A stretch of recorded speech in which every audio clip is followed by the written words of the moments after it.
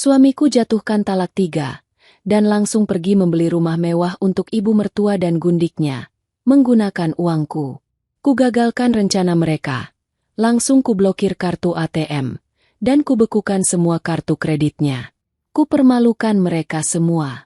Saat akan bayar, suami dan gundiknya syok panik histeris, karena sudah kusiapkan kejutan spesial untuk mereka.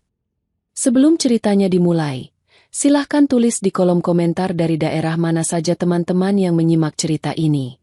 Jangan lupa like dan subscribe agar channel ini bisa semakin berkembang dan bisa mempersembahkan cerita yang lebih menarik lagi. Pagi itu udara terasa lebih dingin dari biasanya. Maudy sedang merapikan jilbabnya di depan cermin, bersiap untuk berangkat mengurus usahanya. Tiba-tiba pintu kamar terbuka dengan kasar. Afif masuk dengan wajah angkuh, melipat tangan di dada. Sikapnya sangat dingin dan penuh perhitungan.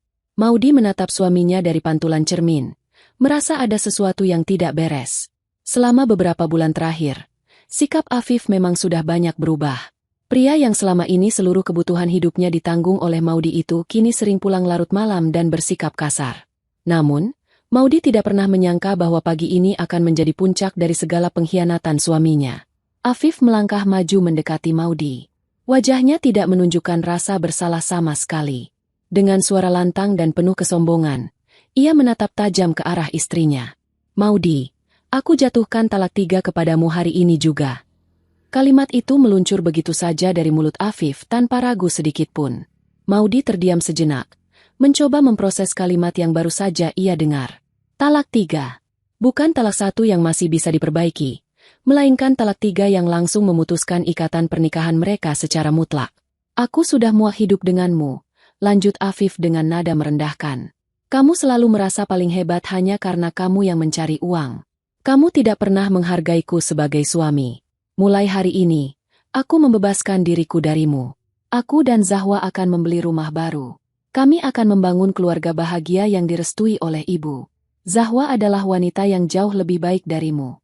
Dia tahu bagaimana cara melayani laki-laki, tidak seperti kamu yang hanya sibuk memikirkan pekerjaan dan usahamu." Maudy memutar tubuhnya, menghadapi pria yang baru saja menceraikannya itu.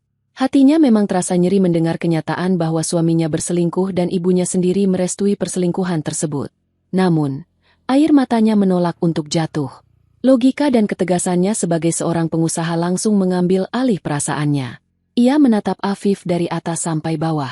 Pakaian mahal, jam tangan mewah, dan sepatu kulit yang dikenakan pria itu, semuanya dibeli menggunakan uang Maudy. "Begitu? Silakan pergi, Mas. Bawa semua kebahagiaanmu itu," jawab Maudy dengan suara yang sangat tenang.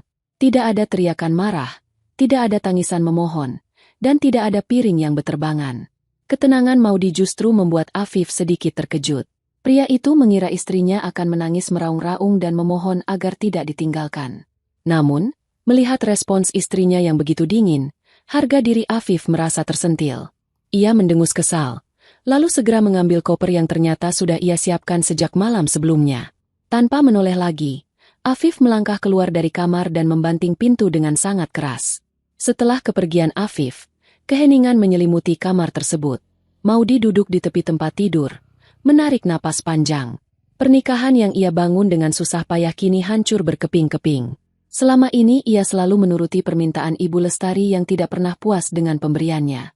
Ia juga selalu menutupi kekurangan Afif yang tidak mau bekerja dan hanya menghabiskan uang untuk gaya hidup mewah. Kini, semua pengorbanannya dibalas dengan pengkhianatan yang sangat kejam. Tiba-tiba, lamunannya buyar saat layar ponselnya menyala terang. Ada sebuah pesan masuk. Maudy mengambil ponselnya dan membaca pesan tersebut. Itu adalah pemberitahuan dari pihak bank mengenai permintaan kenaikan batas transaksi kartu kredit hingga miliaran rupiah. Kartu kredit itu adalah kartu tambahan atas nama Afif, namun tagihannya selalu dibayar menggunakan rekening utama milik Maudy.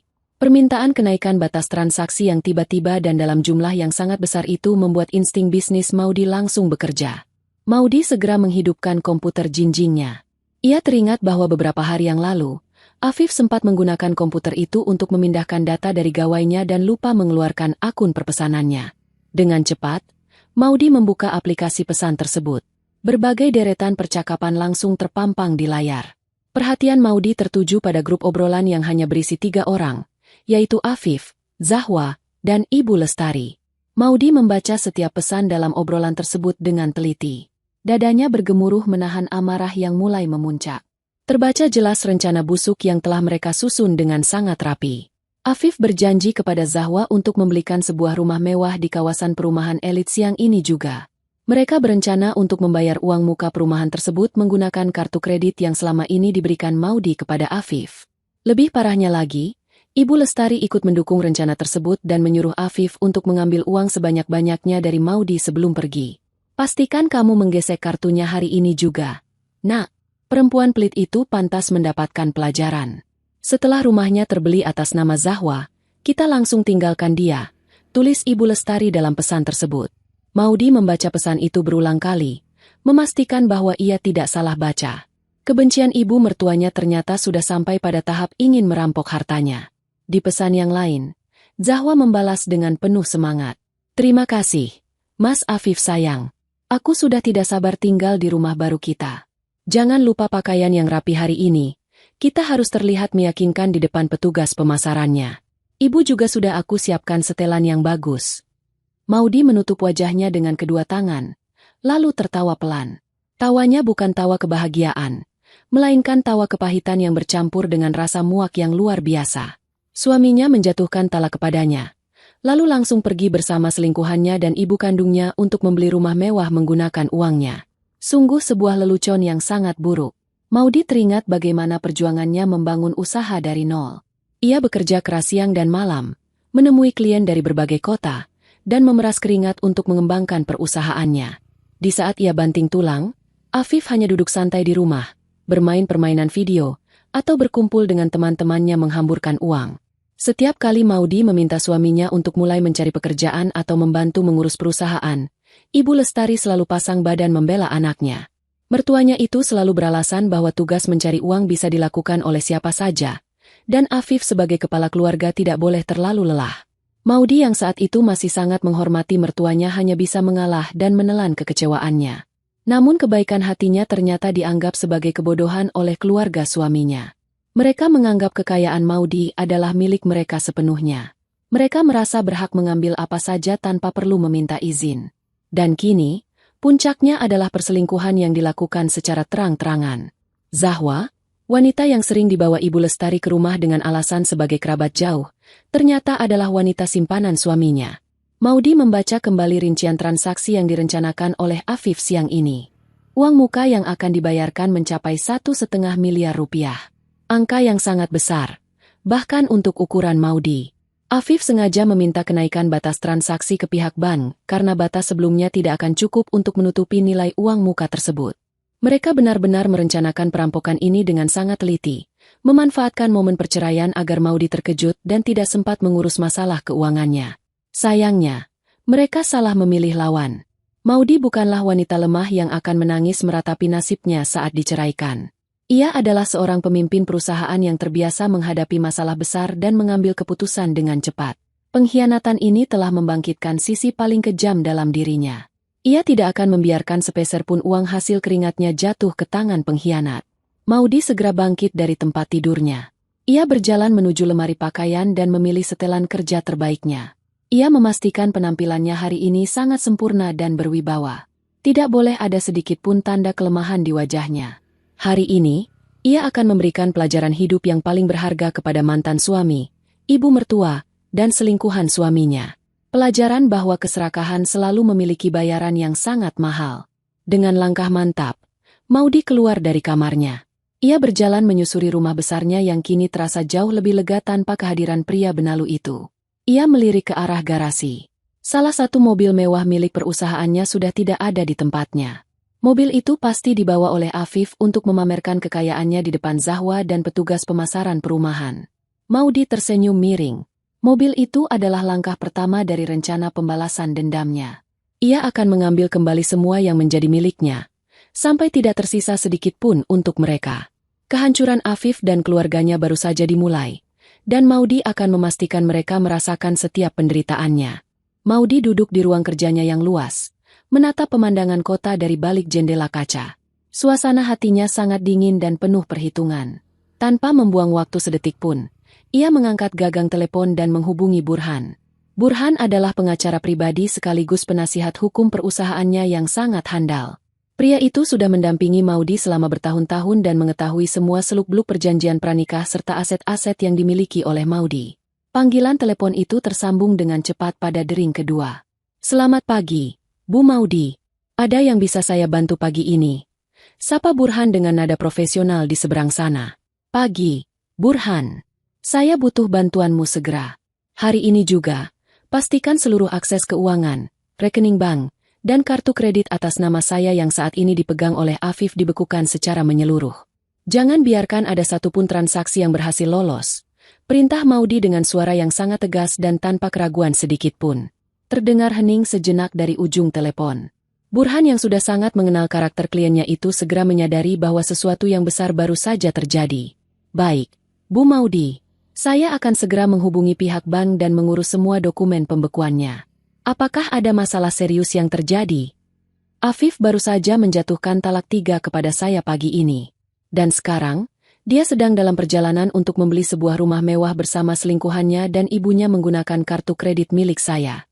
Dia bahkan mengajukan kenaikan batas transaksi bernilai miliaran rupiah. Saya mau kamu menghentikan semuanya sekarang juga."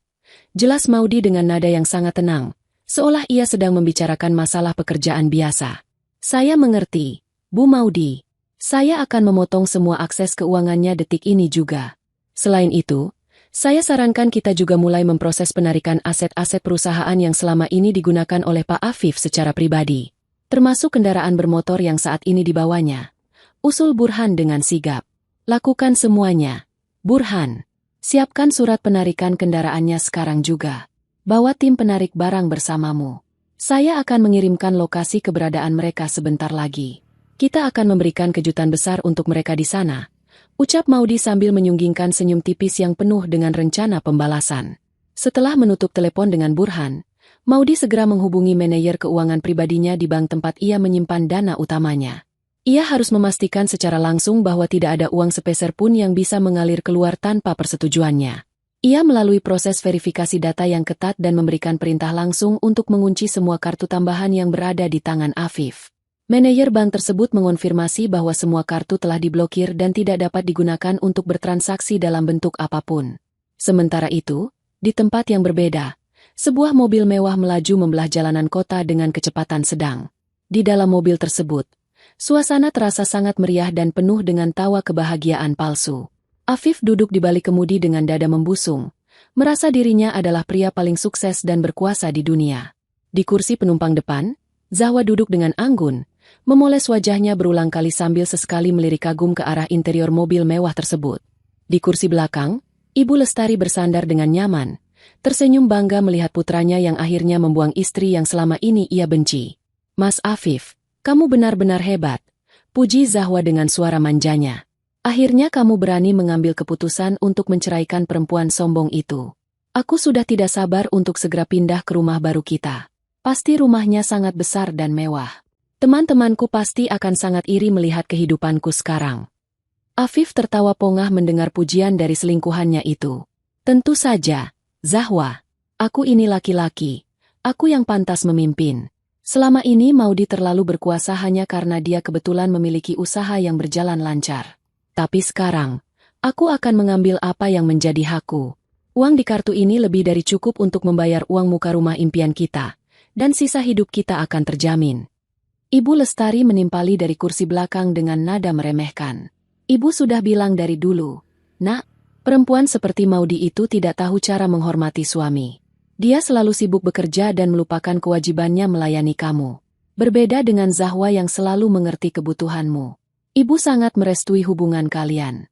Biarkan saja perempuan pelit itu hidup sendirian dan menyesali perbuatannya karena sudah berani melawan anak ibu." Mereka bertiga tertawa bersama-sama, membayangkan betapa hancurnya perasaan Maudy saat ini. Mereka sangat yakin bahwa Maudy sedang menangis terseduh-seduh di kamarnya, meratapi nasibnya yang diceraikan oleh suami tercinta. Mereka sama sekali tidak menyadari bahwa wanita yang sedang mereka bicarakan itu sudah selangkah lebih maju, menyiapkan jurang kehancuran yang sangat dalam untuk mereka lompat ke dalamnya. Kembali ke ruang kerja Maudy. Wanita itu membuka gawai pribadinya dan mengaktifkan aplikasi pelacak lokasi. Mobil mewah yang digunakan oleh Afif adalah aset perusahaannya, dan sebagai tindakan pencegahan keamanan, Maudy telah memasang alat pelacak tersembunyi di seluruh kendaraan operasional perusahaannya. Di layar gawainya, terlihat sebuah titik merah yang bergerak perlahan menuju sebuah kawasan perumahan elit di pinggiran kota. Titik merah itu adalah lokasi mobil yang dibawa oleh mantan suaminya. Maudy mengamati pergerakan titik merah itu dengan saksama. Tujuan mereka sudah sangat jelas. Itu adalah lokasi kantor pemasaran perumahan mewah yang sering dibicarakan dalam pesan singkat antara Afif dan Zahwa. Maudy memperhitungkan waktu tempuh mereka. Jika mereka tiba dalam waktu setengah jam, maka Maudy memiliki waktu yang cukup untuk bersiap-siap dan menyusul mereka ke sana bersama Burhan. Ia mengambil tas tangannya dengan anggun. Segala persiapan telah selesai dilakukan. Rekening bank telah terkunci rapat, kartu kredit telah menjadi kepingan plastik tidak berguna, dan pengacaranya sedang dalam perjalanan membawa surat perintah penyitaan paksa. Semua amunisi telah terkumpul. Ini bukan lagi tentang menyelamatkan pernikahan, melainkan tentang mempertahankan harga diri dan menghukum para pengkhianat dengan cara yang paling elegan namun menghancurkan. Maudy berjalan keluar dari rumahnya dan masuk ke dalam mobil pribadinya yang dikemudikan oleh sopir kepercayaannya. Ia duduk di kursi belakang dengan tenang, menatap jalanan yang mulai padat. Perasaan sedih dan kecewa yang sempat singgah di hatinya pagi tadi kini benar-benar menguap tak berbekas. Ia merasa sangat ringan dan bebas. Seolah-olah sebuah beban besar yang selama ini mengikat kakinya telah terlepas. Ia menantikan momen di mana wajah angkuh mantan suaminya, wajah sombong ibu mertuanya, dan wajah penuh harap selingkuhan suaminya berubah menjadi kepanikan dan keputusasaan yang mendalam. Mobil yang ditumpangi Maudy melaju membelah jalanan, menuju ke arah lokasi yang sama dengan titik merah di layar pelacaknya. Waktunya untuk pertunjukan sesungguhnya telah tiba. Ia akan membuktikan bahwa seorang wanita yang dikhianati tidak selalu berakhir dengan tangisan. Kadang-kadang, mereka berakhir dengan berdiri tegak, menghancurkan para pengkhianatnya hingga tak bersisa, dan mengambil kembali mahkota kekuasaannya. Panggung permaluan telah disiapkan, dan sang ratu sedang dalam perjalanan untuk memberikan pelajaran paling berharga dalam hidup mereka. Mobil mewah yang dikemudikan oleh Afif akhirnya memasuki pelataran parkir sebuah kantor pemasaran perumahan yang sangat megah. Bangunan itu dirancang dengan arsitektur modern tingkat tinggi, dikelilingi oleh taman yang ditata sangat rapi dan air mancur yang memanjakan mata. Tempat ini memang dirancang khusus untuk menyambut tamu-tamu penting dan kalangan atas yang ingin membeli hunian dengan harga fantastis. Afif memarkirkan kendaraannya tepat di depan pintu masuk utama, tempat yang biasanya hanya dikhususkan untuk tamu-tamu kehormatan. Ia turun dari mobil dengan gaya yang sangat percaya diri, lalu membukakan pintu untuk Zahwa dan Ibu Lestari. Mereka bertiga melangkah masuk ke dalam lobi kantor pemasaran tersebut dengan kepala tegak. Udara sejuk dari pendingin ruangan langsung menyambut mereka, membawa aroma pewangi ruangan yang sangat elegan. Beberapa petugas pemasaran yang berpakaian rapi segera menghampiri mereka dengan senyum ramah, menawarkan bantuan dan mengarahkan mereka ke area tempat duduk yang sangat empuk. Namun, alih-alih membalas sapaan itu dengan sopan, Afif justru memberikan tatapan merendahkan. Ia merasa dirinya adalah pembeli paling berharga pada hari itu dan berhak mendapatkan perlakuan yang jauh lebih istimewa daripada tamu lainnya. Zahwa duduk menyilangkan kakinya dengan gaya yang dibuat-buat, memandang sekeliling ruangan dengan mata berbinar-binar. Ia melihat maket perumahan yang dipajang di tengah ruangan, menunjukkan deretan rumah mewah dengan fasilitas kolam renang pribadi dan taman yang sangat luas. Ibu Lestari tidak kalah hebohnya. Ia memanggil salah satu pelayan wanita dan meminta disajikan minuman paling mahal yang tersedia di tempat itu, lengkap dengan makanan ringan kualitas terbaik. Suara tawa dan obrolan mereka sengaja dibuat kencang, seolah ingin memastikan semua orang di ruangan itu tahu bahwa mereka memiliki banyak uang. Seorang petugas pemasaran senior akhirnya datang menghampiri meja mereka. Membawa buku katalog yang dicetak dengan kertas tebal mengkilap, petugas itu mulai menjelaskan berbagai tipe rumah yang tersedia. Afif langsung memotong penjelasan petugas tersebut dengan lambaian tangan yang angkuh. Ia menyatakan tidak perlu mendengarkan penjelasan panjang lebar tentang rumah kelas bawah. Ia langsung menunjuk tipe rumah paling besar dan paling mahal yang ada di maket utama. Rumah impian yang sudah ia janjikan kepada Zahwa, dengan nilai total mencapai puluhan miliar rupiah. Petugas pemasaran itu tersenyum profesional, mengangguk hormat, lalu menghitung rincian pembayarannya. Untuk mengunci unit rumah paling mewah tersebut, pihak pengembang perumahan mewajibkan pembayaran uang muka sebesar 1,5 miliar rupiah yang harus dibayarkan hari itu juga. Afif tertawa meremehkan saat mendengar angka tersebut. Ia menepuk pelan punggung tangan Zahwa, meyakinkan wanita itu bahwa angka sebesar itu hanyalah uang kecil baginya. Ibu Lestari pun ikut tersenyum lebar, membanggakan putranya di depan petugas pemasaran tersebut, menyebut Afif sebagai pengusaha muda yang sangat sukses. Dengan gaya yang sangat lambat dan disengaja agar terlihat keren, Afif merogoh saku bagian dalam jasnya dan mengeluarkan sebuah dompet kulit.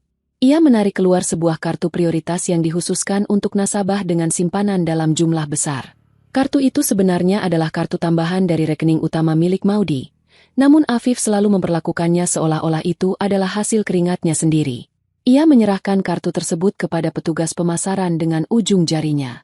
Petugas itu menerimanya dengan sopan dan segera mengeluarkan mesin pembayaran otomatis.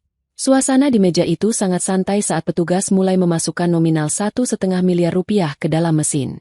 Zahwa sudah membayangkan dirinya memegang kunci rumah tersebut dan mengadakan pesta perayaan. Ibu Lestari terus-menerus memuji kehebatan anaknya. Petugas pemasaran menggesek kartu tersebut di sisi mesin, menunggu sejenak hingga mesin memproses data dari bank. Terdengar bunyi tit yang cukup panjang dari mesin tersebut, diikuti oleh selembar kertas kecil yang keluar. Namun, raut wajah petugas itu mendadak berubah menjadi canggung. Ia melihat tulisan yang tertera pada kertas tersebut, lalu menatap Afif dengan penuh rasa sungkan. "Mohon maaf sekali, Bapak Afif. Transaksi dari kartu ini ditolak oleh pihak bank. Keterangannya adalah akses diblokir dan saldo tidak mencukupi," ucap petugas tersebut dengan suara pelan dan sangat berhati-hati agar tidak menyinggung perasaan calon pembelinya. Afif mengerutkan dahi, merasa gengsinya sedikit tergores. Ia menarik napas kesal dan menyalahkan mesin pembayaran tersebut. Ia berdalih bahwa bank sedang mengalami gangguan jaringan atau mesin yang digunakan oleh kantor pemasaran itu sudah rusak. Dengan gerakan cepat, ia mengambil kembali kartu pertamanya dan mengeluarkan kartu kredit lain dari dompetnya. Kartu kedua ini juga merupakan kartu fasilitas dari perusahaan Maudi. Ia menyodorkannya dengan kasar ke arah petugas pemasaran dan memerintahkan untuk mencobanya lagi tanpa banyak alasan. Petugas pemasaran mengangguk patuh dan kembali memasukkan nominal yang sama. Kartu kedua digesek. Semua mata di meja itu tertuju pada layar kecil di mesin pembayaran otomatis. Mesin memproses data, dan sekali lagi, mengeluarkan bunyi peringatan yang sama. Kertas kecil kembali keluar, dan hasilnya tetap sama. Transaksi ditolak. Akses diblokir sepenuhnya. Wajah Afif mulai berubah tegang. Tetesan keringat dingin mulai bermunculan di dahinya. Ia memeriksa dompetnya, mencari kartu lain. Namun ia sadar bahwa semua kartu bernominal besar yang ia miliki berhubungan langsung dengan rekening Maudi. Zahwa mulai gelisah di tempat duduknya. Ia melirik ke arah meja lain tempat beberapa tamu penting sedang memperhatikan keributan kecil yang terjadi di meja mereka. Rasa bangga yang tadi menyelimutinya kini perlahan berubah menjadi rasa malu. Ibu Lestari yang tidak terima melihat putranya dipermalukan langsung menggebrak meja dengan cukup keras. Ia memarahi petugas pemasaran tersebut, menuduh kantor pengembang perumahan itu menggunakan peralatan yang sudah rusak. Ibu Lestari berteriak lantang bahwa putranya adalah orang kaya raya yang uangnya tidak berseri, sehingga tidak mungkin kartunya ditolak. Keributan yang diciptakan oleh Ibu Lestari membuat suasana di ruangan itu menjadi sangat canggung. Manajer kantor pemasaran sampai harus keluar dari ruangannya untuk menenangkan situasi. Di tengah kepanikan Afif yang terus-menerus mencoba menghubungi layanan pelanggan bank namun tidak tersambung, dan di tengah amarah Ibu Lestari yang semakin tidak terkendali, suara langkah kaki yang sangat tenang terdengar memasuki ruangan. Irama ketukan sepatu itu terdengar tegas, mengalihkan perhatian beberapa orang, termasuk Afif dan keluarganya. Seorang wanita berwajah sangat tenang berjalan menghampiri kerumunan itu.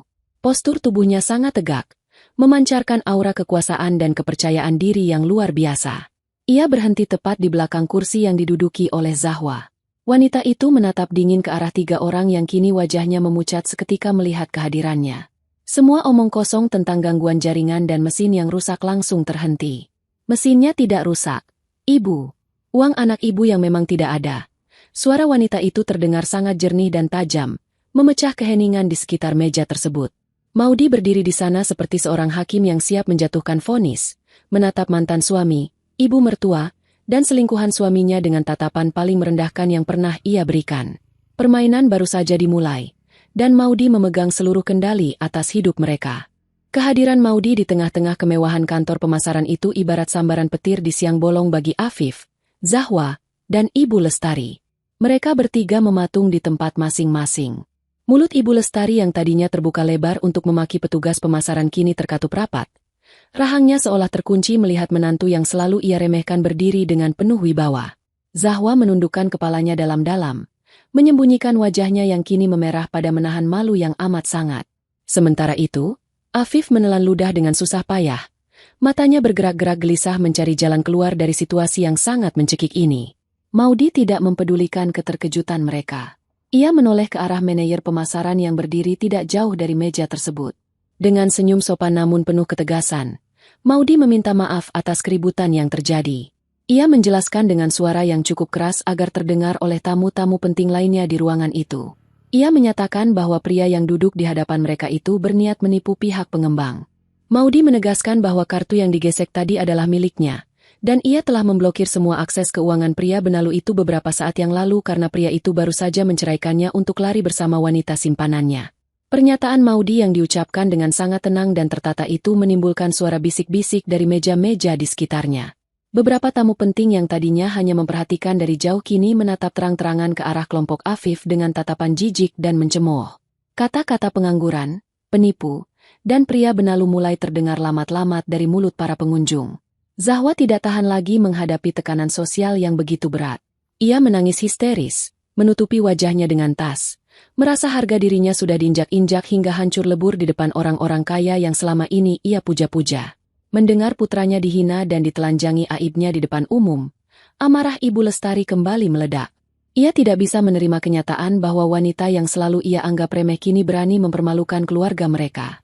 Dengan gerakan yang sangat tiba-tiba, Ibu Lestari bangkit dari kursinya dan menerjang maju ke arah Maudi. Tangannya terangkat tinggi-tinggi di udara, bersiap mendaratkan tamparan keras ke wajah wanita itu. Ia berniat memberikan pelajaran kepada Maudi agar tahu diri dan menutup mulutnya. Namun, Maudi sudah memperhitungkan setiap kemungkinan. Ia sama sekali tidak bergeming atau mundur.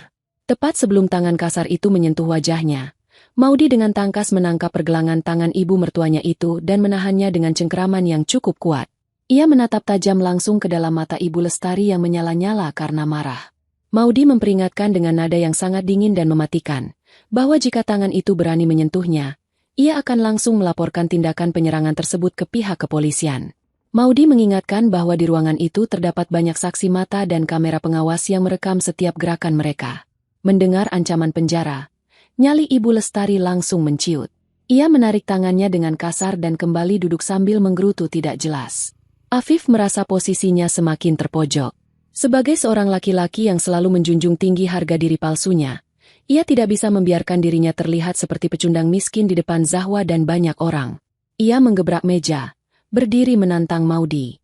Wajahnya merah pada menahan amarah yang meletup-letup di kepalanya. Ia menunjuk-nunjuk wajah Maudi sambil berteriak lantang, berusaha meyakinkan semua orang di ruangan itu bahwa ia tidak butuh uang dari mantan istrinya. Ia menegaskan bahwa ia memiliki tabungan pribadi senilai ratusan juta rupiah di rekening atas namanya sendiri, hasil dari keuntungan bisnis yang ia jalankan secara rahasia. Jaga mulutmu, Maudi. Kau pikir aku akan mati kelaparan tanpa uangmu? Kau pikir aku ini miskin? Aku masih punya uang ratusan juta di rekening pribadiku. Aku bisa membeli rumah ini sekarang juga tanpa bantuanmu sedikit pun. Bentak Afif dengan napas tersengal-sengal. Ia segera merogoh saku celananya, mengambil telepon genggamnya dengan tangan yang sedikit gemetar. Ia bermaksud membuka aplikasi layanan bank digital untuk membuktikan jumlah saldonya dan mentransfer uang muka tersebut langsung dari rekening pribadinya. Maudi sama sekali tidak terintimidasi oleh teriakan Afif. Ia justru tertawa kecil. Tawa yang terdengar sangat merdu namun menyiratkan penghinaan yang sangat dalam. Ia membiarkan mantan suaminya itu sibuk mengutak-atik gawainya. Maudi melipat kedua tangannya di depan dada, menatap Afif dengan tatapan kasihan yang bercampur dengan rasa puas yang tak terhingga. Ia menunggu dengan sabar saat Afif memasukkan kata sandi ke dalam aplikasi banknya. Oh ya? Silakan periksa rekening pribadimu, Mas. Coba lihat apakah uang ratusan juta yang selalu kamu banggakan itu masih ada di sana. Omong-omong, rekan kerjaku yang sangat kamu kenal baru saja tiba di sini. Kurasa dia membawa kejutan yang jauh lebih besar untukmu, ucap Maudi dengan nada santai sambil menoleh ke arah pintu masuk utama kantor pemasaran. Seketika itu juga, pintu kaca otomatis terbuka lebar. Dari luar, melangkah masuk seorang pria parubaya dengan setelan jas rapi dan wajah yang sangat serius. Itu adalah Burhan, pengacara andalan perusahaan Maudi. Di tangannya, Burhan menggenggam erat sebuah map tebal berwarna merah terang yang terlihat sangat penting. Ia tidak datang sendirian. Di belakangnya, mengikuti dua orang pria bertubuh tegap dan berwajah garang yang merupakan tim penarik aset perusahaan. Mereka melangkah dengan pasti membelah ruangan, langsung menuju ke arah meja tempat keributan itu terjadi. Melihat kedatangan Burhan dan dua pria berbadan besar di belakangnya, wajah Afif yang tadinya memerah karena marah mendadak berubah menjadi seputih kertas. Keringat dingin mengucur deras dari pelipisnya. Ia sangat mengenal siapa Burhan dan seberapa mematikan pria itu dalam urusan hukum dan penyitaan aset. Tangannya yang masih memegang telepon genggam menjadi kaku. Layar gawainya menyala, menampilkan halaman utama aplikasi bank digitalnya. Namun mata Afif tidak lagi fokus pada angka saldo di layarnya.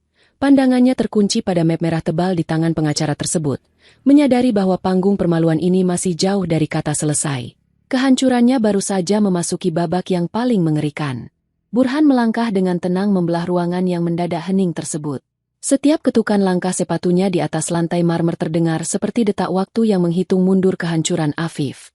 Dua pria bertubuh kekar yang mengikuti di belakangnya menambah suasana tegang di dalam kantor pemasaran yang mewah itu. Burhan berhenti tepat di samping Maudi, memberikan anggukan hormat yang sangat dalam kepada atasan sekaligus klien utamanya tersebut. Maudi membalas anggukan itu dengan senyum tipis, lalu memberikan isyarat dengan pandangan matanya agar Burhan segera melaksanakan tugas yang telah dipersiapkan. Burhan memutar tubuhnya, kini menghadap langsung ke arah Afif yang berdiri kaku dengan wajah seputih kapas. Tangan Afif yang memegang telepon genggam tampak bergetar hebat, menyadari bahwa pengacara berdarah dingin ini tidak pernah datang membawa kabar baik bagi lawan hukumnya. Dengan gerakan yang sangat tertata dan profesional, Burhan membuka map tebal berwarna merah yang sedari tadi ia genggam erat. Ia mengeluarkan beberapa lembar dokumen resmi yang telah ditandatangani dan dibubuhi stempel perusahaan. Burhan menatap Afif dengan pandangan lurus dan suara yang sangat tegas. Ia memanggil nama Afif dengan sapaan formal, lalu mulai membacakan isi dari surat keputusan tersebut. Burhan menjelaskan bahwa kedatangannya hari itu adalah untuk melaksanakan perintah penarikan aset bergerak milik perusahaan. Kendaraan mewah yang selama ini digunakan oleh Afif untuk keperluan pribadinya adalah sepenuhnya hak milik perusahaan yang dipimpin oleh Maudi. Karena Afif tidak lagi memiliki hubungan ikatan pernikahan dengan pemilik perusahaan dan tidak memiliki jabatan apapun di dalam struktur organisasi, maka hak guna kendaraan tersebut dicabut secara permanen detik itu juga. Mendengar penjelasan panjang lebar dari Burhan, rahang Afif terasa jatuh. Ia mencoba mencari celah untuk membantah, berdalih bahwa mobil itu adalah hadiah untuknya saat ulang tahun pernikahan mereka beberapa tahun lalu. Namun Burhan dengan cepat mematahkan argumen kosong tersebut. Burhan menunjukkan bukti dokumen kepemilikan kendaraan yang secara sah tercatat atas nama perusahaan, bukan atas nama Afif pribadi. Burhan menegaskan bahwa di mata hukum, mobil tersebut murni aset operasional dan sama sekali bukan harta bersama. Tidak ada satupun celah hukum yang bisa digunakan Afif untuk mempertahankan kendaraan mewah yang selama ini ia gunakan untuk menyombongkan diri di depan teman-temannya dan memikat wanita lain. Zahwa yang duduk di samping Afif mulai menangis terseduh-seduh. Bayangan indah tentang kehidupan mewah yang baru saja ia rajut kini hancur berkeping-keping. Ia membayangkan dirinya datang ke tempat itu seperti seorang ratu. Namun kini ia diperlakukan tidak lebih dari seorang pencuri yang tertangkap basah. Ibu Lestari yang masih tidak terima dengan keadaan ini mencoba memberontak. Ia berteriak memarahi Burhan, menuduh pengacara itu bersekongkol dengan Maudi untuk memiskinkan anak kesayangannya. Ibu Lestari bahkan mengancam akan memanggil pihak berwajib. Mendengar ancaman konyol itu, Burhan justru tersenyum tenang dan mempersilakan Ibu Lestari untuk menelepon polisi, karena hal itu justru akan mempermudah pekerjaannya dalam melaporkan tindak penggelapan aset yang dilakukan oleh Afif. Burhan tidak memberikan waktu lebih lama untuk mereka berdebat. Ia meminta Afif untuk segera menyerahkan kunci mobil tersebut secara sukarela. Jika Afif menolak, dua pria berbadan besar di belakang Burhan sudah bersiap untuk mengambil kunci tersebut secara paksa dan memanggil petugas keamanan setempat. Afif menelan ludah dengan susah payah. Harga dirinya sudah benar-benar rata dengan tanah. Dengan tangan gemetar, ia merogoh saku celananya dan mengeluarkan kunci mobil mewah tersebut, lalu meletakkannya dengan kasar di atas meja. Burhan mengambil kunci itu, lalu memberikan instruksi selanjutnya yang membuat wajah ketiga orang itu semakin pucat. Burhan meminta mereka bertiga untuk segera berjalan menuju pelataran parkir sekarang juga dan mengeluarkan seluruh barang pribadi mereka dari dalam mobil, karena mobil itu akan langsung dibawa pergi oleh tim penarik aset. Perintah itu adalah puncak dari segala penghinaan. Afif, Zahwa, dan Ibu Lestari harus berjalan keluar dari kantor pemasaran dengan kepala tertunduk, disaksikan oleh puluhan pasang mata tamu penting dan petugas pemasaran yang menatap mereka dengan tatapan jijik dan mencemooh. Udara panas di luar ruangan langsung menyengat kulit mereka. Sangat kontras dengan pendingin ruangan yang sejuk di dalam tadi. Setibanya di pelataran parkir, dua pria utusan Burhan sudah berdiri di samping mobil mewah tersebut. Mereka membuka seluruh pintu mobil dan bagasi, lalu menyuruh ketiganya untuk segera mengemasi barang-barang mereka. Zahwa terpaksa mengeluarkan berbagai macam tas belanjaan, alat rias, dan sepatu-sepatunya yang tertinggal di dalam mobil. Ia menangis sejadi-jadinya saat beberapa orang yang lewat menatapnya dengan pandangan merendahkan. Ibu Lestari menggerutu sambil menarik beberapa barang bawaannya dengan kasar, terus-menerus mengutuk nama Maudi di setiap tarikan napasnya. Sementara itu, Afif mengangkut sebuah koper besar yang berisi pakaian-pakaiannya. Koper yang sama yang ia bawa dengan penuh kesombongan saat melangkah keluar dari rumah Maudi pagi tadi. Kini, koper itu terasa sangat berat, seberat beban malu yang harus ia tanggung. Semua barang pribadi mereka kini teronggok berantakan di atas aspal pelataran parkir yang panas, membuat mereka terlihat seperti gelandangan yang baru saja diusir. Setelah memastikan tidak ada barang milik perusahaan yang terbawa, kedua pria utusan Burhan segera masuk ke dalam mobil dan menyalakan mesin.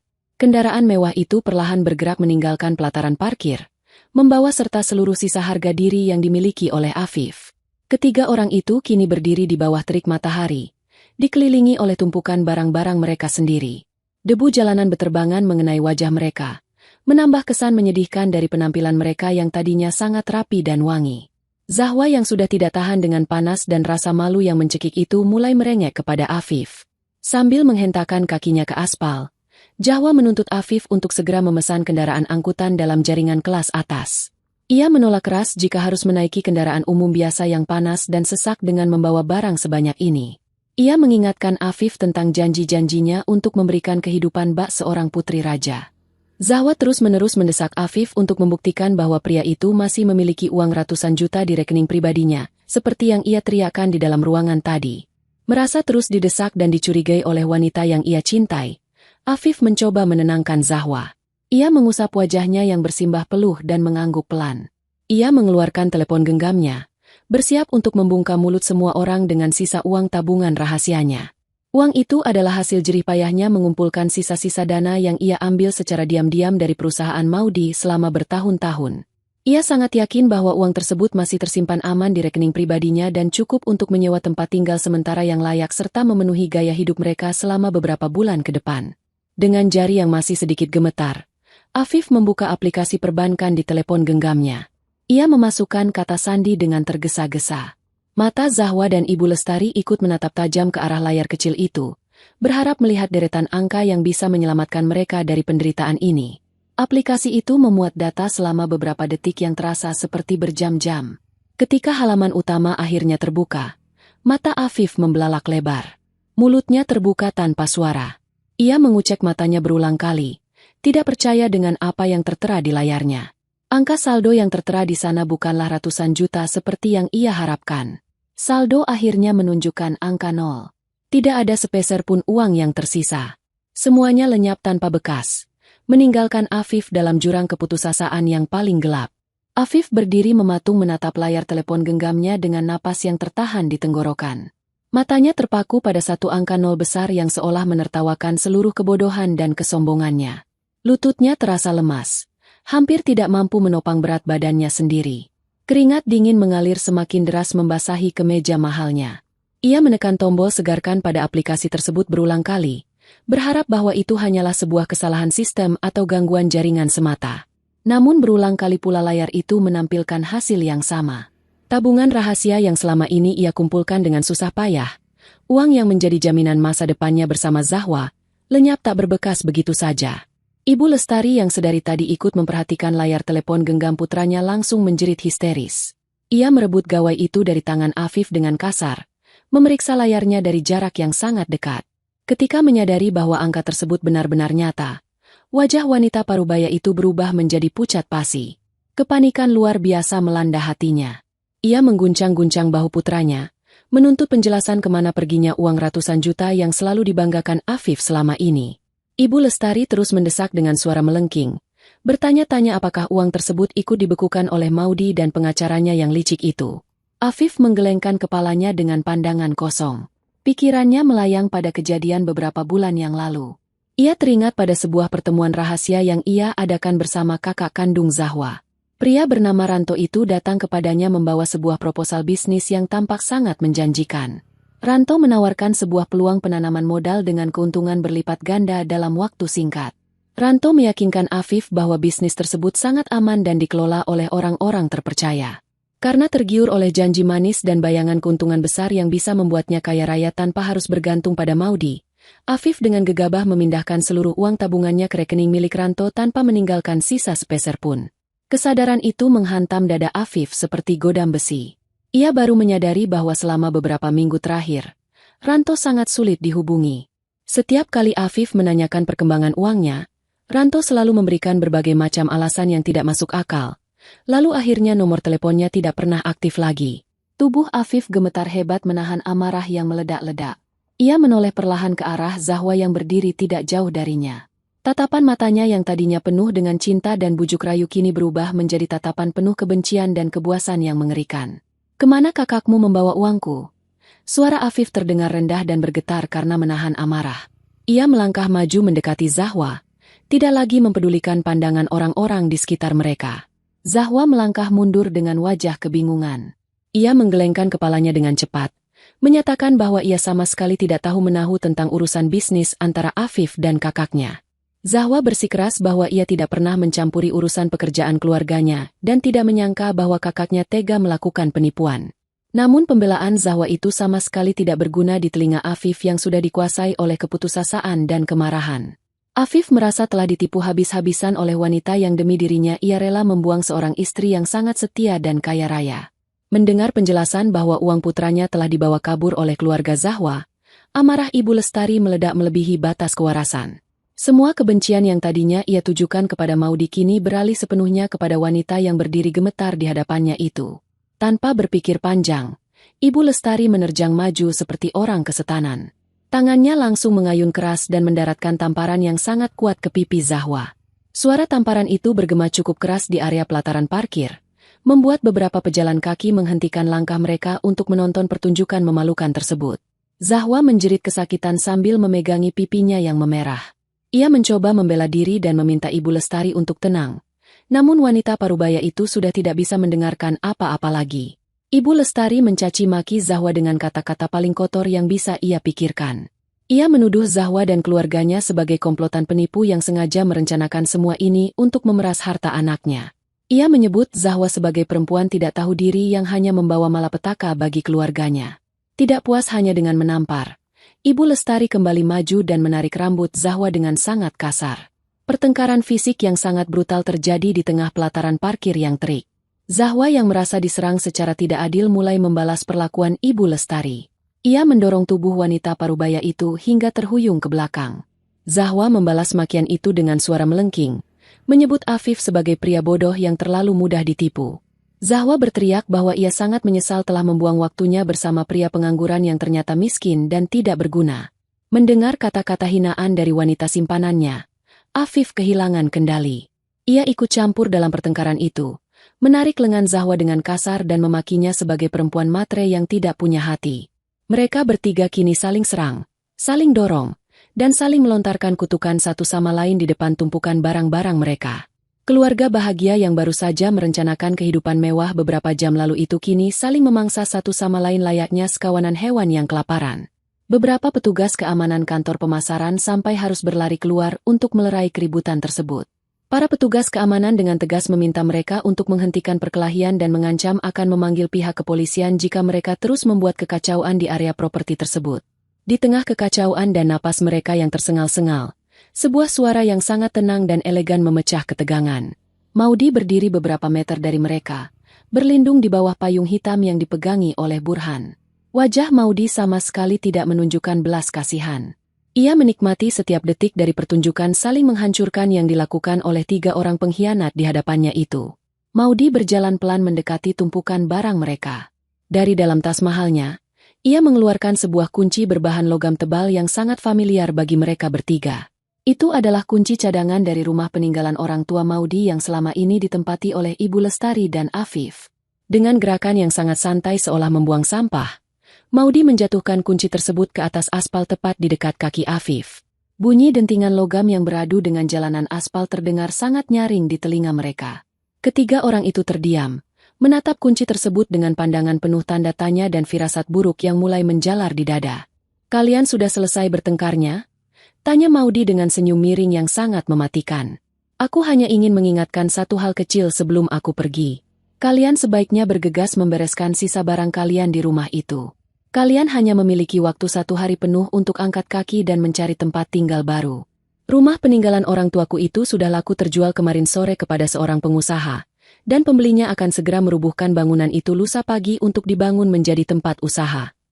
Pernyataan Maudi itu menghantam kesadaran mereka jauh lebih keras daripada tamparan atau pukulan fisik manapun. Mata Ibu Lestari membelalak sempurna. Mulutnya terbuka lebar berusaha mencari udara. Rumah yang selama ini ia banggakan kepada teman-temannya, rumah besar tempat ia bertingkah seperti nyonya majikan, ternyata sudah berpindah tangan tanpa sepengetahuannya. Afif menatap mantan istrinya dengan pandangan memelas, menyadari bahwa ia kini benar-benar tidak memiliki tempat bernaung. Uangnya habis, kendaraannya disita, dan rumahnya telah dijual. Kebenaran yang sangat pahit akhirnya menelan mereka bulat-bulat. Mereka kini benar-benar menjadi gelandangan yang tidak memiliki apa-apa, terpuruk di dasar kehancuran akibat keserakahan dan pengkhianatan mereka sendiri. Setelah ditinggalkan begitu saja di pelataran parkir yang panas terik, ketiga orang itu harus menghadapi kenyataan paling memalukan dalam hidup mereka. Tidak ada satupun taksi daring yang mau mengangkut mereka karena jumlah barang bawaan yang terlalu banyak dan kotor, akibat diletakkan di atas aspal jalanan. Afif yang sudah tidak memiliki sepeser uang pun di rekeningnya terpaksa menggunakan sisa uang tunai recehan di dompetnya untuk menyewa sebuah angkutan umum pinggiran yang kondisinya sangat buruk.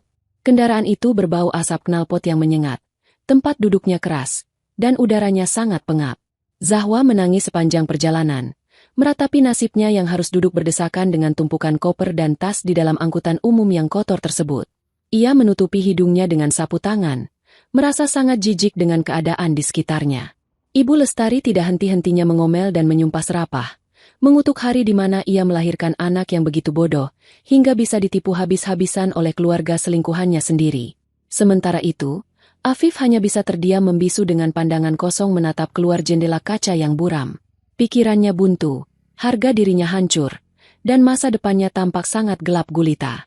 Perjalanan yang terasa seperti siksaan neraka itu akhirnya berakhir ketika angkutan umum berhenti di depan gerbang rumah besar peninggalan orang tua Maudi.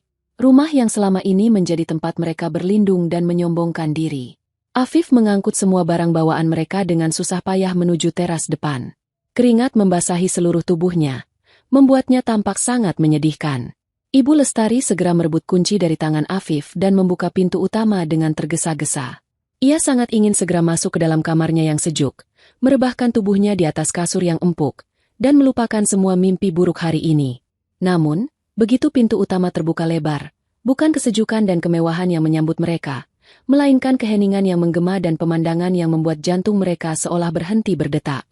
Ruang tamu yang biasanya dipenuhi dengan perabotan mewah kini kosong melompong.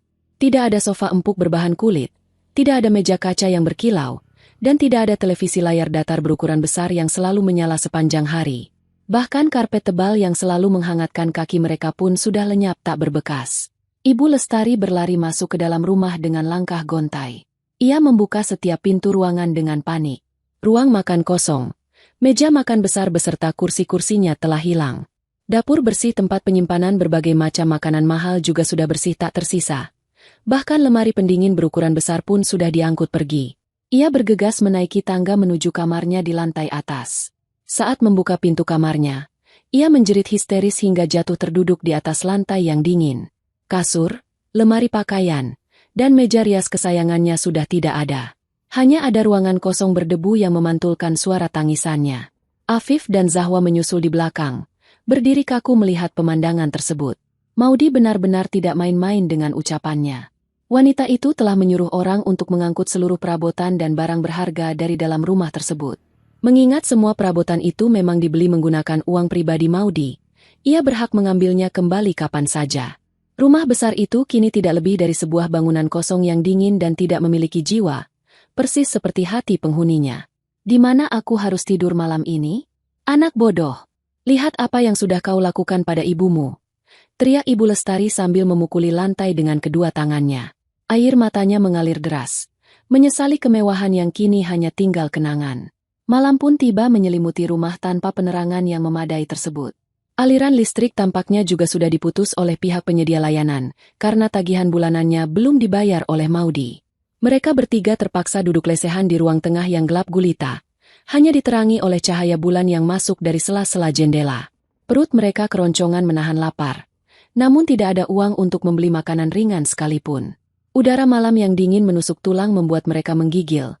Tidak ada selimut atau alas tidur yang bisa digunakan untuk menghangatkan tubuh. Afif tidak sanggup lagi menahan beban mental yang menghimpit dadanya. Perasaan menyesal yang amat sangat mulai menggerogoti akal sehatnya. Ia menyadari bahwa selama ini ia telah membuang berlian berharga demi memungut batu kerikil jalanan. Ia menatap layar gawainya yang masih menyisakan sedikit daya baterai. Dengan tangan bergetar hebat dan air mata yang mulai menetes membasahi pipinya, Afif mencari nomor kontak Maudy. Ia tidak peduli lagi dengan harga diri atau rasa malu. Yang ia inginkan saat ini hanyalah kembali pada kehidupannya yang nyaman dan aman. Panggilan itu tersambung pada dering ketiga. Afif langsung mendekatkan gawai tersebut ke telinganya. "Maudy, tolong angkat, kumohon," bisiknya dengan suara serak. "Ada apa lagi, Mas? Bukankah urusan kita sudah selesai siang tadi?" Suara Maudy terdengar sangat jernih, tenang, dan dingin dari seberang sana. Tidak ada nada kebencian, namun ketenangannya justru terasa sangat menusuk. Mendengar suara Maudy, pertahanan Afif runtuh seketika. Ia menangis terseduh-seduh seperti anak kecil yang kehilangan arah. "Maudy, tolong maafkan aku. Aku hilaf. Aku salah langkah. Aku menyesal sudah mengucapkan talak itu. Aku cabut talakku sekarang juga. Tolong kembalilah padaku. Izinkan kami tinggal di sini. Kembalikan semua perabotan rumahnya. Ibuku kedinginan. Kami kelaparan. Aku janji akan berubah. Aku janji akan mencari pekerjaan besok pagi. Tolong, Maudy. Kasihanilah aku." Di ujung telepon, Maudy yang sedang duduk santai di ruang baca rumah barunya hanya tersenyum tipis. Ia sudah menduga hal ini akan terjadi. Pria pengecut seperti Afif tidak akan pernah bisa bertahan hidup tanpa bantuan orang lain. Dengan tenang, Maudy menekan tombol perekam suara di gawainya, memastikan setiap kata dari rengekan menyedihkan mantan suaminya itu terekam dengan sangat jelas. "Talak 3 tidak bisa ditarik semudah membalik telapak tangan, Mas. Apalagi kau mengucapkannya dalam keadaan sadar dan penuh kesombongan," jawab Maudy perlahan. "Kamu sendiri yang memilih jalan itu. Kamu yang lebih memilih wanita simpananmu dan meninggalkan aku demi membangun keluarga baru. Sekarang, nikmati hasil perbuatanmu. Jangan pernah menghubungi nomorku lagi." Tanpa menunggu balasan dari Afif, Maudy langsung memutus panggilan tersebut. Afif menatap layar gawainya yang kini gelap dengan pandangan putus asa. Ia berteriak kencang melampiaskan amarah dan penyesalannya, memukul-mukul kepalanya sendiri hingga Ibu Lestari harus menahannya. Sementara itu, Maudy menatap file rekaman suara yang baru saja ia simpan. Ia membuka aplikasi perpesanan dan mencari grup obrolan keluarga besar Afif. Di dalam grup tersebut terdapat banyak paman, bibi, dan sepupu Afif yang selama ini sering memuji-muji Afif sebagai pria sukses. Tanpa ragu sedikitpun, Maudy mengirimkan rekaman suara tersebut ke dalam grup itu. Ia juga menambahkan sebuah pesan singkat yang sangat sopan namun mematikan. "Mohon maaf mengganggu waktu istirahat keluarga sekalian. Saya hanya ingin menginformasikan bahwa mulai pagi tadi, Mas Afif sudah menjatuhkan talak 3 kepada saya karena ia ingin membangun rumah tangga baru bersama wanita pilihannya. Saya sudah menyerahkan Mas Afif kembali kepada Ibu Lestari. Mengingat Mas Afif saat ini tidak memiliki pekerjaan, tempat tinggal, dan tidak memiliki dana pegangan apapun akibat ditipu oleh rekan bisnisnya, mungkin ada dari keluarga sekalian yang bersedia menampung mereka malam ini. Terima kasih atas pengertiannya." Dalam hitungan detik, gawai Afif yang tergeletak di lantai mulai berbunyi tanpa henti. Puluhan notifikasi masuk secara bersamaan. Paman dan bibinya membalas pesan di grup tersebut dengan berbagai macam komentar. Ada yang bertanya dengan nada tidak percaya, ada yang langsung mencaci maki kebodohan Afif, dan ada pula yang dengan terang-terangan menolak untuk memberikan bantuan karena takut ikut direpotkan. Berita tentang kehancuran Afif dan perselingkuhannya menyebar seperti api liar di tengah hutan kering. Hukuman sosial dari keluarganya sendiri telah dimulai, dan Afif tidak memiliki tempat lagi untuk bersembunyi. Malam semakin larut dan udara di dalam rumah kosong itu terasa semakin membekukan tulang. 3 manusia yang dulunya merasa memegang kendali atas segalanya itu kini meringkuk di sudut ruangan beralaskan kardus bekas yang mereka temukan di garasi. Ibu Lestari sudah tertidur karena kelelahan menangis. Dengkurannya terdengar parau. Afif duduk memeluk lututnya, menatap kosong ke arah kegelapan sambil sesekali menggumamkan kata penyesalan yang tidak ada artinya lagi. Di sisi lain ruangan, Zahwa berbaring miring dengan mata terbuka lebar. Pikiran liciknya berputar dengan sangat cepat. Zahwa menyadari sepenuhnya bahwa masa depannya bersama Afif sudah tamat. Pria itu kini tidak lebih dari seorang pengangguran miskin yang dibenci oleh keluarganya sendiri dan sedang menjadi bahan tertawaan banyak orang. Bertahan bersama pria pecundang ini hanya akan membawanya masuk ke dalam jurang penderitaan yang lebih dalam. Zahwa adalah seorang wanita yang terbiasa hidup bergantung pada kekayaan orang lain. Jika satu sumber uang mengering, maka ia harus segera mencari sumber mata air yang baru. Ia tidak mau ikut menanggung beban kemiskinan ini. Ia harus segera melarikan diri malam ini juga, sebelum matahari terbit dan mereka benar-benar diusir secara paksa dari rumah tersebut. Dengan gerakan yang sangat perlahan dan berhati-hati, Zahwa bangkit dari posisinya. Ia mengendap-endap mendekati tempat Ibu Lestari tertidur lelap. Mata Zahwa tertuju pada sebuah tas tangan milik wanita parubaya itu yang diletakkan tidak jauh dari kepalanya. Zahwa tahu betul bahwa di dalam tas tersebut terdapat sebuah kotak kecil berisi perhiasan emas peninggalan keluarga yang sengaja dibawa oleh Ibu Lestari dari rumah sebelumnya. Mengingat kakak kandungnya sendiri sudah kabur membawa uang Afif, Zahwa merasa tidak ada salahnya jika ia mengambil sedikit bagian dari harta keluarga ini sebagai bekal pelariannya. Zahwa menahan napasnya saat tangan kirinya perlahan menarik resleting tas tersebut. Bunyi gesekan kain terdengar sangat pelan, namun membuat jantung Zahwa berdebar kencang. Setelah berhasil membuka tasnya, tangannya merogoh ke dalam dan dengan cepat mengambil kotak bludru berukuran kecil itu. Ia segera memasukkan kotak perhiasan curian tersebut ke dalam saku jaketnya. Tanpa menoleh lagi ke arah Afif yang masih melamun dalam kegelapan, Zahwa mengambil tas jinjingnya sendiri dan berjalan berjingkat menuju pintu belakang rumah. Ia berhasil menyelinap keluar menembus dinginnya udara malam. Ia berjalan cepat menyusuri gang-gang sepi hingga tiba di jalan raya utama. Lalu segera memesan kendaraan sewaan untuk membawanya kembali ke kamar sewanya. Keesokan paginya, matahari bersinar terang menembus celah jendela kamar sewa Zahwa. Ia terbangun dengan perasaan sedikit lega karena berhasil melepaskan diri dari lingkungan Afif yang menyedihkan. Ia berencana untuk menjual perhiasan curian tersebut siang ini, menata kembali penampilannya, dan kembali ke tempat kerjanya untuk mencari mangsa pria kaya yang baru. Namun, ketenangannya hancur berantakan ketika telepon genggamnya berdering keras.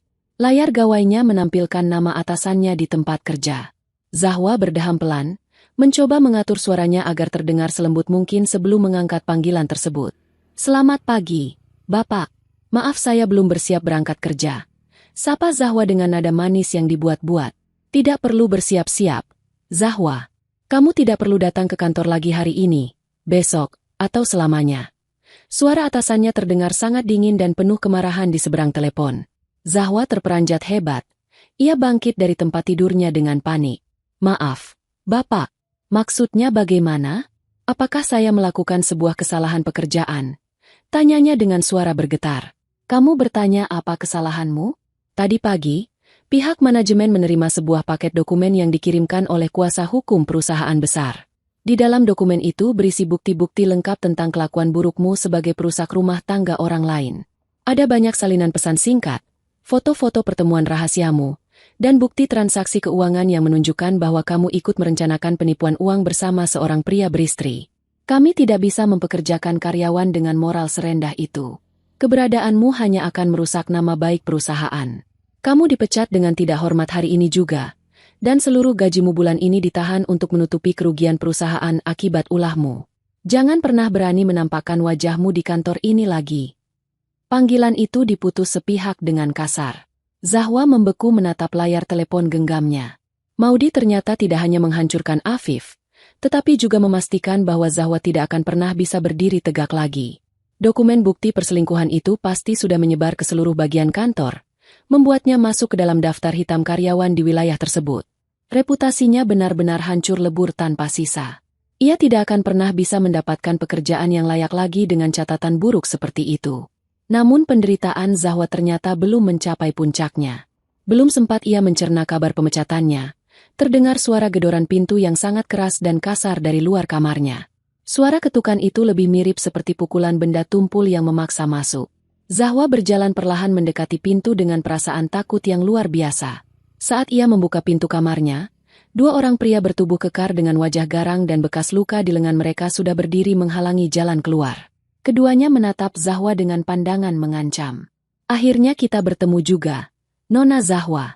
Sudah cukup lama kamu menghindari panggilan kami," ucap salah satu pria itu dengan senyum menyeramkan. Zahwa langsung mengenali siapa mereka. Mereka adalah para penagih utang dari tempat peminjaman uang tanpa jaminan yang sering ia gunakan. Selama ini, gaya hidup mewah Zahwa, pakaian bermerek, dan perawatan kecantikannya sebagian besar dibiayai oleh pinjaman dengan bunga yang sangat tinggi. Ia selalu menutupi tagihan tersebut dengan meminta uang kepada Afif. Namun karena Afif sudah bangkrut, tagihan utang tersebut membengkak berkali-kali lipat dan ia tidak memiliki cara untuk membayarnya. "Tolong beri saya waktu beberapa hari lagi. Saya janji akan segera melunasi semuanya." Zahwa memohon sambil melangkah mundur dengan ketakutan. "Waktumu sudah habis sejak minggu lalu. Bos kami meminta pelunasan hari ini juga. Atau kami harus mengambil barang-barangmu sebagai jaminan," bentak pria yang satunya lagi. Tanpa meminta izin, kedua pria berbadan besar itu menerobos masuk ke dalam kamar sewa Zahwa. Mereka mulai membongkar lemari dan mengemasi semua barang berharga yang bisa mereka temukan. Tas-tas mahal, sepatu, alat rias, hingga televisi kecil milik Zahwa dimasukkan ke dalam karung besar. Zahwa menangis histeris mencoba menahan barang-barangnya, namun tenaga kedua pria itu terlalu kuat. Puncak keputusasaan Zahwa terjadi ketika salah satu pria itu menemukan kotak bludru berisi perhiasan curian dari saku jaketnya. Pria itu tersenyum puas melihat emas yang ada di dalamnya dan langsung memasukkannya ke dalam saku celananya, mengklaimnya sebagai bagian dari pelunasan utang. Dalam sekejap mata, kamar sewa itu menjadi kosong. Kedua pria itu pergi membawa seluruh harta benda Zahwa, meninggalkannya menangis tergugu di atas lantai kamarnya yang berantakan. Tidak ada lagi pekerjaan, tidak ada uang, tidak ada barang mewah, dan tidak ada masa depan. Karma kontan telah menjemput sang perusak rumah tangga dengan cara yang sangat brutal dan tanpa ampun. Hari persidangan akhirnya tiba. Gedung pengadilan agama yang berdiri megah dengan pilar-pilar besarnya menjadi saksi bisu akhir dari sebuah pernikahan yang dibangun di atas kebohongan. Maudi melangkah turun dari mobil mewahnya dengan gaya yang sangat anggun dan penuh percaya diri.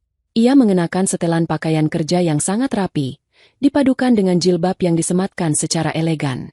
Wajahnya memancarkan ketenangan yang luar biasa, seolah ia hanya akan menghadiri sebuah pertemuan bisnis biasa, bukan sebuah sidang perceraian yang menentukan jalan hidupnya. Di sampingnya, Burhan berjalan dengan langkah tegap, membawa tas kerja berbahan kulit yang berisi tumpukan dokumen penting penghancur masa depan lawan hukum mereka. Tidak ada sedikit pun keraguan di mata Maudi. Ia datang bukan untuk mencari keadilan, melainkan untuk mengambil haknya kembali secara penuh. Di sudut lain ruang tunggu pengadilan, pemandangan yang sangat bertolak belakang tersaji dengan jelas. Afif duduk membungkuk di atas kursi panjang berbahan kayu dengan wajah kuyu dan pandangan mata yang kosong.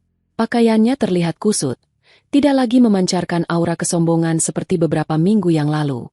Kehidupannya telah hancur berantakan sejak hari di mana ia diusir dari rumah megah peninggalan orang tua Maudi.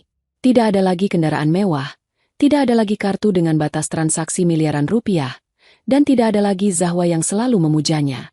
Di sebelahnya, Ibu Lestari duduk dengan tubuh gemetar. Wajahnya terlihat jauh lebih tua dari usia sebenarnya. Kerutan di dahinya semakin dalam akibat beban pikiran dan rasa malu yang menumpuk setelah seluruh keluarga besar mereka menolak memberikan bantuan sedikitpun.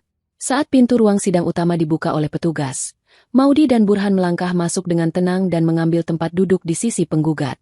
Afif dan ibunya berjalan gontai menyusul masuk, duduk di sisi tergugat dengan perasaan campur aduk antara takut, marah, dan putus asa.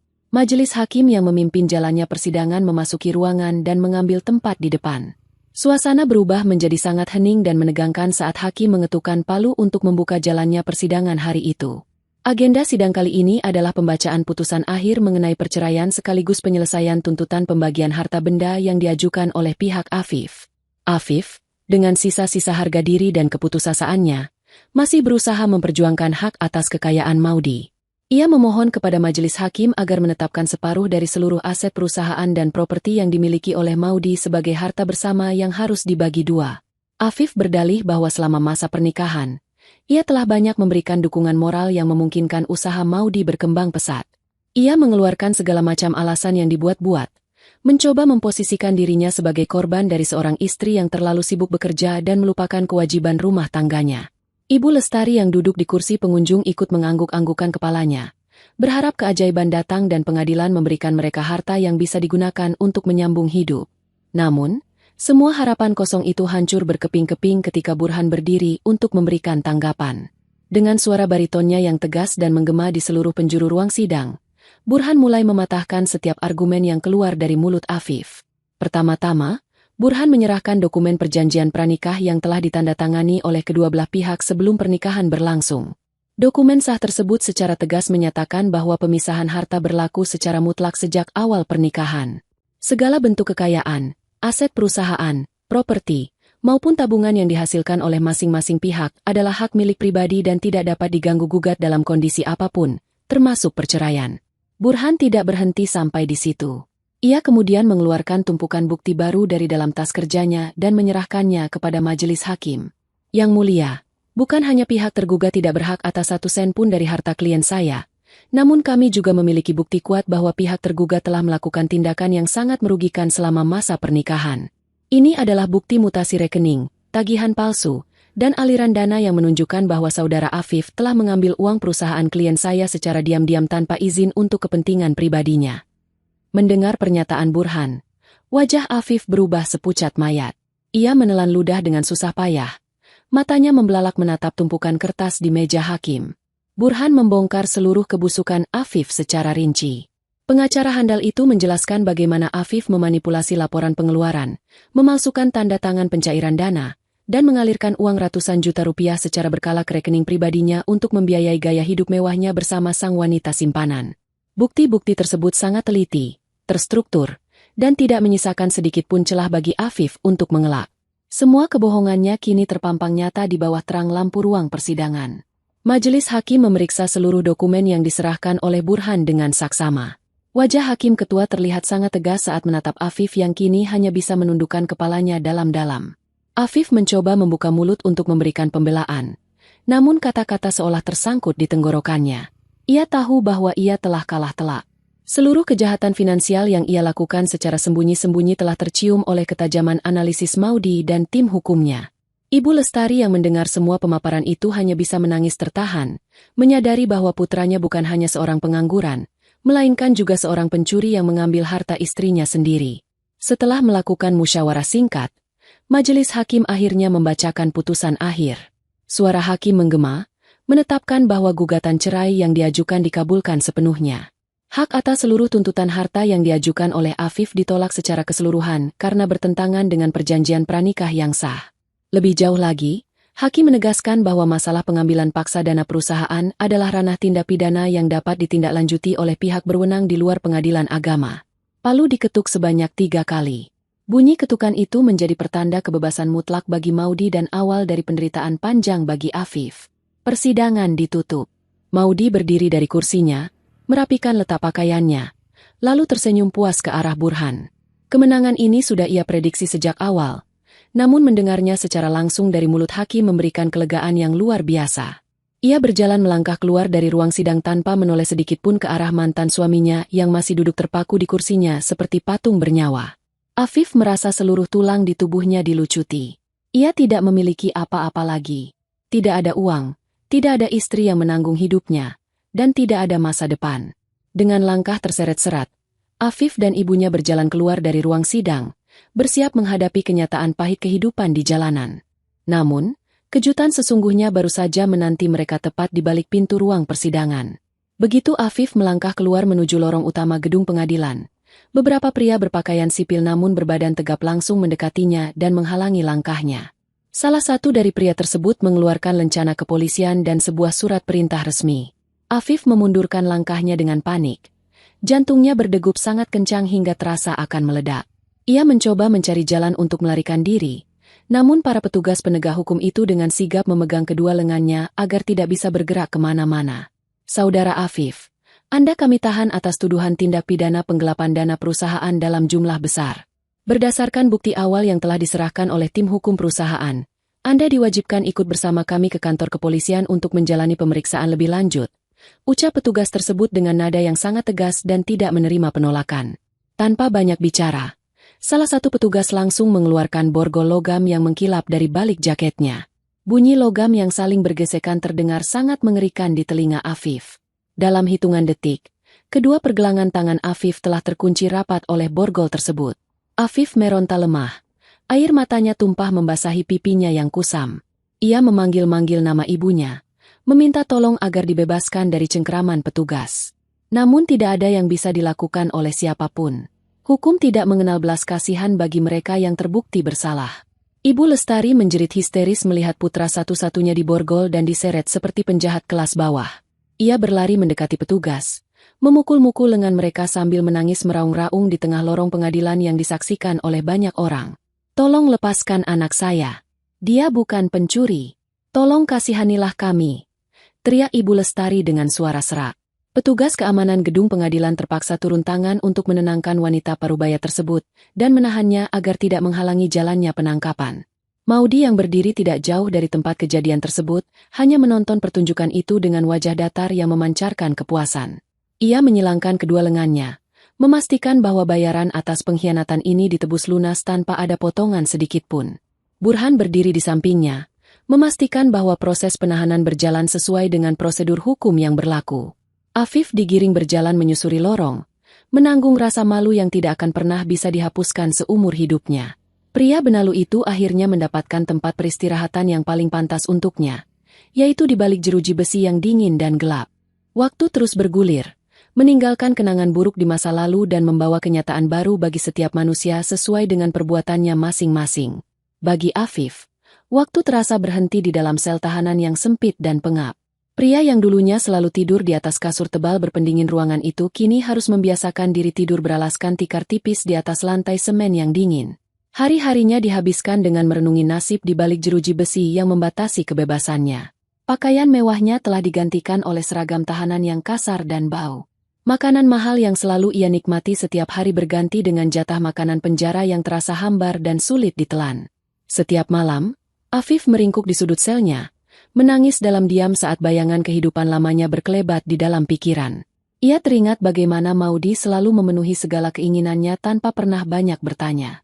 Ia teringat betapa mudahnya ia menggesek kartu untuk membeli barang-barang mewah yang sebenarnya tidak ia butuhkan. Namun, keserakahan dan keangkuhannya telah membutakan mata batinnya. Ia membuang seorang wanita yang bagaikan berlian berharga demi seorang wanita simpanan yang hanya memanfaatkannya. Kini, tubuhnya semakin kurus. Wajahnya kusam tidak terawat, dan sorot matanya redup tanpa harapan. Tidak ada satupun kerabat atau teman-temannya yang pernah datang menjenguk. Ia dilupakan oleh dunia, membusuk perlahan dalam penyesalan yang tidak berujung. Nasib Ibu Lestari tidak kalah menyedihkan.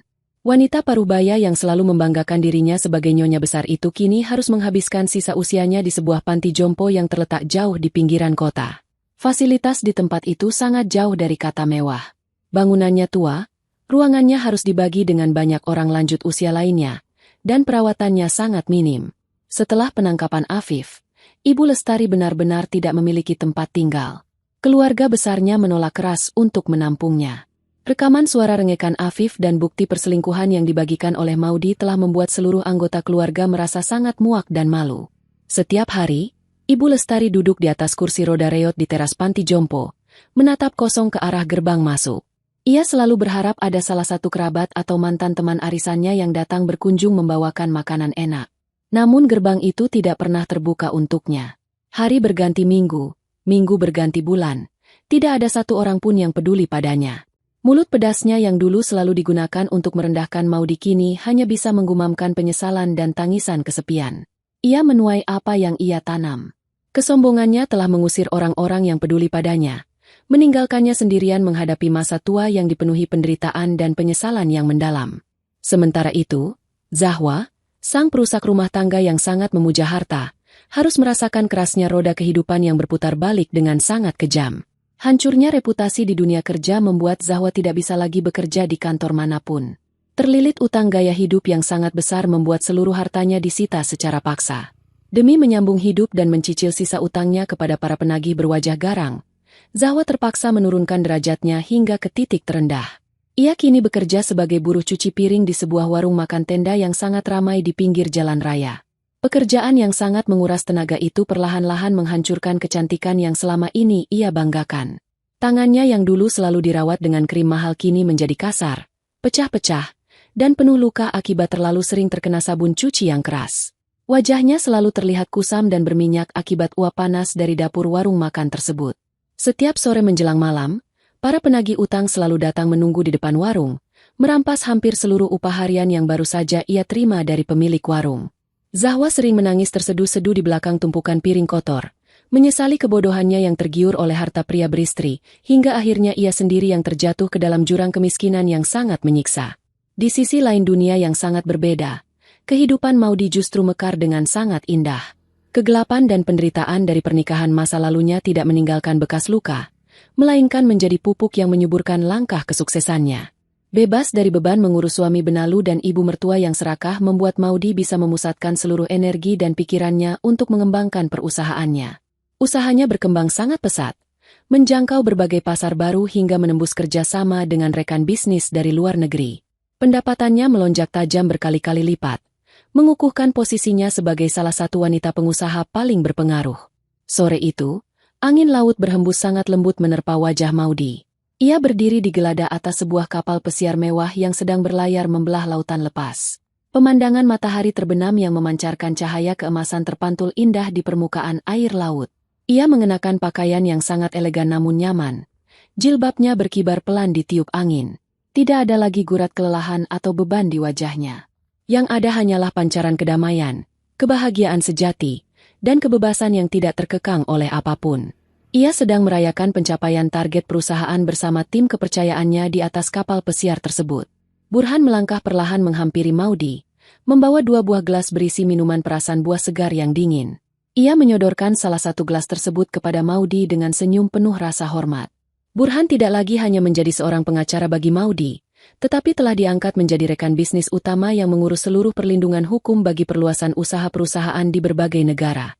Burhan, pastikan seluruh dokumen perizinan untuk pembukaan cabang baru perusahaan kita berjalan lancar. Aku ingin bulan depan kita sudah bisa beroperasi secara penuh di sana, ucap Maudy sambil menerima gelas tersebut. Suaranya terdengar sangat tenang dan penuh dengan wibawa seorang pemimpin sejati. Siap, Bu Maudy. Semua dokumen sudah saya periksa dan tim kita di lapangan sudah menyelesaikan tahap akhir persiapan. Anda tidak perlu khawatir, jawab Burhan dengan nada meyakinkan. Ia menatap klien sekaligus rekan bisnisnya itu dengan pandangan kagum. Anda terlihat jauh lebih bahagia dan bersinar sekarang, Bu Maudy. Keputusan Anda beberapa bulan lalu adalah langkah yang paling tepat. Maudy tersenyum sangat manis, menyesap minuman segar di tangannya sambil mengalihkan pandangannya kembali ke arah batas cakrawala yang luas. Ingatannya sempat melayang pada kejadian di pagi buta ketika mantan suaminya dengan penuh kesombongan menjatuhkan kalimat perpisahan. Dulu, ia sempat merasa bahwa kalimat itu adalah sebuah tamparan yang menyakitkan. Namun seiring berjalannya waktu, ia menyadari kebenaran yang sesungguhnya. Kamu benar, Burhan, gumam Maudy perlahan, membiarkan suaranya menyatu dengan deburan ombak yang menenangkan. Talak 3 dari pria benalu itu bukanlah sebuah musibah. Itu adalah hadiah terbaik yang pernah kudapatkan dalam hidupku. Terima kasih kepadanya karena sudah menyingkir dari jalanku, dan mengembalikan tahtaku yang sempat aku lupakan. Sang ratu kini berdiri tegak di puncak kekuasaannya. Karma telah bekerja dengan sempurna, menghukum para pengkhianat tanpa ampun dan memberikan mahkota kebebasan bagi mereka yang berani memperjuangkan harga dirinya. Cerita ini ditutup dengan kebahagiaan mutlak bagi Maudy, membuktikan bahwa seorang wanita yang mandiri dan cerdas tidak akan pernah bisa dijatuhkan oleh pengkhianatan seburuk apapun.